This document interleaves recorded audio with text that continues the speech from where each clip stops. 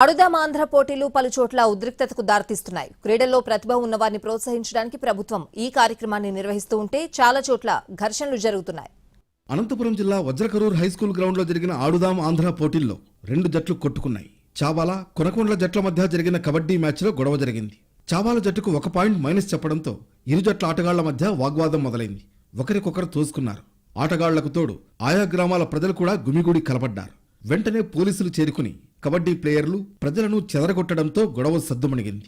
నంద్యాల జిల్లా Nandikotkur junior college గ్రౌండ్లో కుర్చీలతో కొట్టుకున్నారు.